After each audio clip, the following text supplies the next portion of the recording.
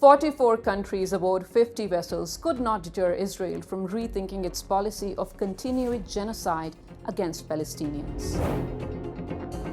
You are approaching a blockaded zone.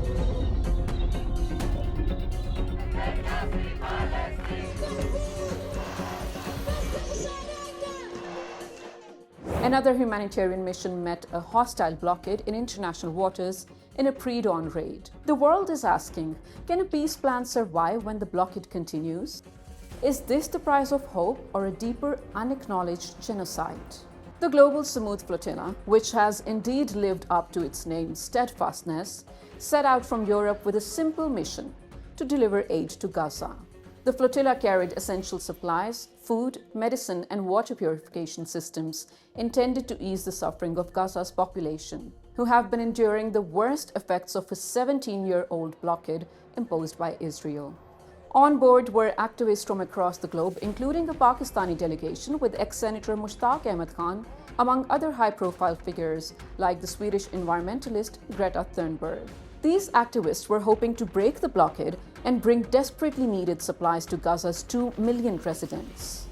But as the flotilla reached closer to Palestinian waters, approximately 70 to 80 nautical miles off the Gaza's coast, Israeli military forces intercepted the vessels, 21 so far, boarding and detaining passengers, asking them to throw away their phones while announcing that they must turn away from an active combat zone.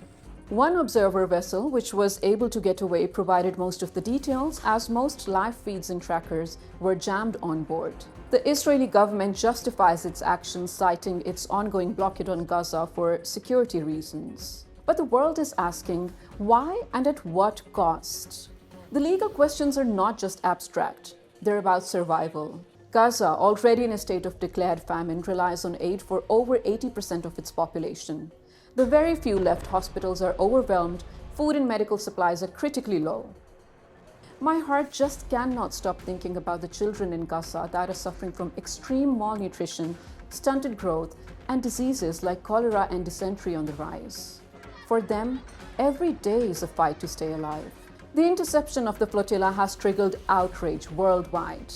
Although blocking humanitarian aid through water or land routes has been a pattern, the timing of this interception is raising concerns, as Netanyahu was recently seen smiling with Donald Trump over a so-called Gaza peace plan.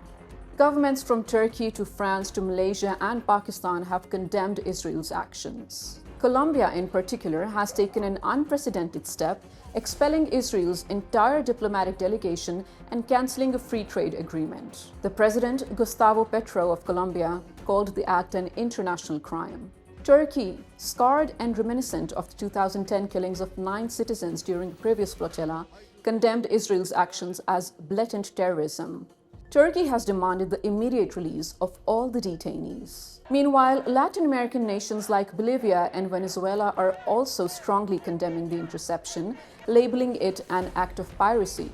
Pakistan, being one of the long-standing supporters of Palestinian rights, issued a statement demanding the release of detained activists and urging Israel to be held accountable for obstructing aid to Gaza civilians. Across the globe, protests are erupting in response to Israel's actions. Thousands in London, Paris, Madrid, Rome, and The Hague are demanding the release of detained activists and an end to Gaza's blockade. In Turkey, calls for stronger action against Israeli aggression grow louder, while Latin America and Pakistan rally in solidarity, amplifying the global outcry. For more details on which laws Israel is breaking by intercepting the vessels, you can watch Pakistan TV's linked video.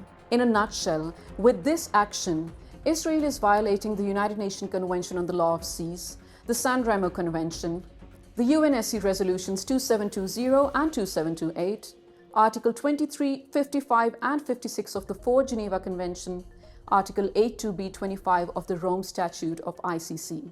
Gaza, after all, is an occupied territory, and preventing aid delivery can be seen as part of a broader strategy of illegal collective punishment.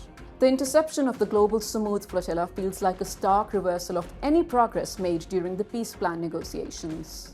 Despite Netanyahu's promise to easing restrictions on Gaza, the reality on ground is unchanged. This incident casts serious doubt on Israel's commitment to improving conditions for Gaza's residents, leaving many to wonder if Israel continues bombing civilians and is unwilling to allow even humanitarian aid through, how will peace be achieved?